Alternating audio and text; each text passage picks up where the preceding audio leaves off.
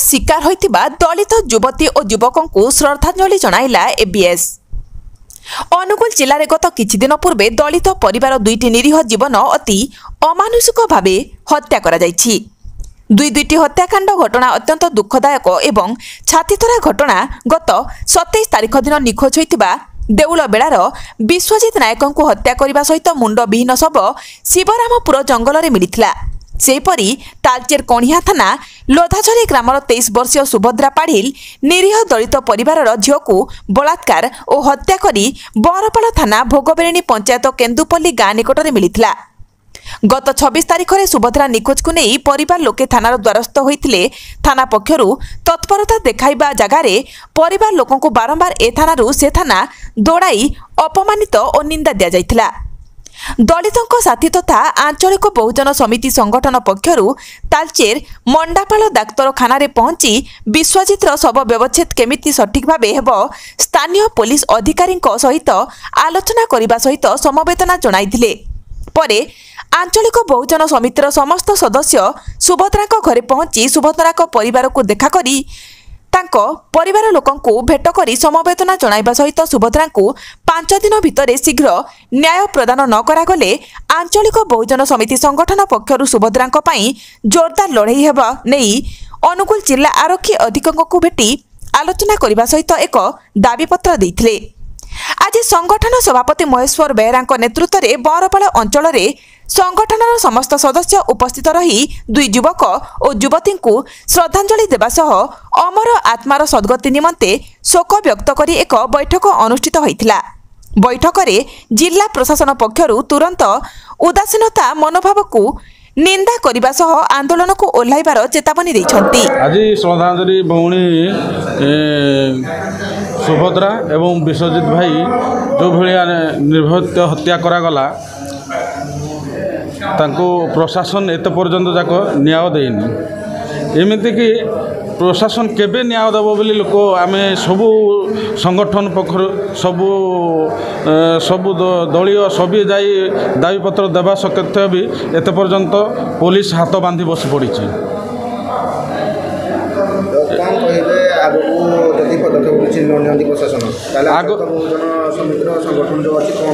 आम एसपी सार को देकर आसीलु कि 5 दिन भितर यार कार्यकारी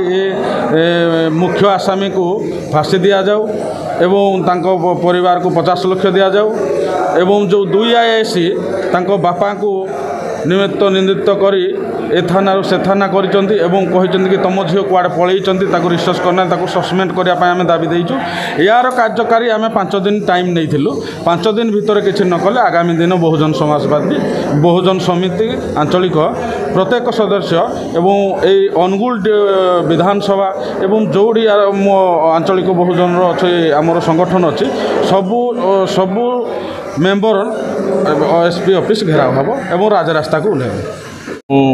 जिला अभिमार्मी सभापति अनुगुल अनंत नायक आज बहुजन आंचलिक बहुजन समिति पक्षर कमिटी पक्षर जो शोकसभा भौणी सुभद्रा पाटिल और भाई विश्वजित नायक शोकसभा अनुष्ठित होता। आपण मैंने देखु विगत 26 तारिख सुभद्रा पाटिल निखोज होते गत 4 तारिख तांकर सामूहिक गणदुष्कर्म सहित तांकर खंड विखंडित पेट्रोल और डीजेल झाड़ी तांको शव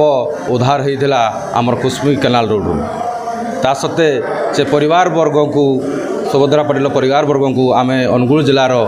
एबीएस कमिटी भीमार्मी मिश्रित भाव घर को जाई संवेदना जनावा सहित एसपी महोदय को 6 तारिख दाबीपत्र देइथिलु जे आज पर्यंत यही कदर्य नरराक्षस माने आम भौणी को जो भाव में हत्या करछंती तांको आज पर्यंत कम गिरफ है ना। तेणु एसपी महोदय कही अति शीघ्र 2 वा 3 दिन मध्य जल्दी आम गिरफ करूँ जथा संभव भाव फांसी खुंटरे झुलवाई चेष्टा करूँ कि आपण मैंने देखूँ आज 9 तारिख है आज पर्यंत कौन एसपी महोदय बा जिला प्रशासन बा कलेक्टर महोदय यार कौन पदक्षेप नहीं ना कारण ये अनुसूचित जाति झील बोली आईन श्रृंखला पूरा ढिला चली ଯଦି ଆମେ ବିଗତ ଦିନରେ ଦେଖିବା ସେଇ ଝିଅର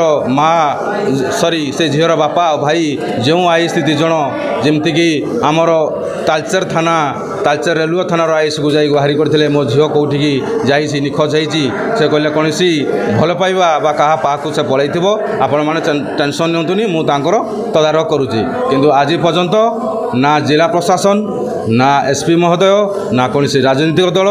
ଏଠି ସମସ୍ତେ ଚୁପ୍ ଅଛନ୍ତି ଭଉଣୀ ସୁଭଦ୍ରାକୁ ନ୍ୟାୟ ମିଳିନାହିଁ କି ଭାଇ ବିଶ୍ୱଜିତ ନାୟକଙ୍କୁ ମଧ୍ୟ ଆଜି ପର୍ଯ୍ୟନ୍ତ ନ୍ୟାୟ ମିଳିଲା ନାହିଁ ତେଣୁ ନିହାତି ଭାବେ ଆମେ 6 ତାରିଖ ଦିନ ଦାୟୀପତ୍ର ଏସ୍ପି ମହୋଦୟଙ୍କୁ ଦେଇଥିଲୁ ଆଗାମୀ ଦିନରେ ଆଜି ମଧ୍ୟ ଏହି ସଭାରେ ଆମର ଆଲୋଚନା ଘଟିଛି ଯେ ଆଗାମୀ ଦିନରେ ଆମେ ରାଜରାସ୍ତାକୁ ଓହ୍ଲାଇବୁ ଏସ୍ପି ମହୋଦୟଙ୍କ ଏସ୍ପି ଘେରାଉ କରିବୁ ଅନୁଗୁଳ ବନ୍ଦ ଡାକରା କରି ଆମ ଭଉଣୀକୁ ନ୍ୟାୟ ଦେବା ପାଇଁ ଦିନ ରାତି ତନ ମନ ଧନ ଦେଇ ଏହି ABS କମିଟି ଆଉ ଭୀମାର୍ମୀ ତା'ର କଡ଼ା ଜବାବ ଦେବା ପାଇଁ ତୈୟାର ରହିଛି।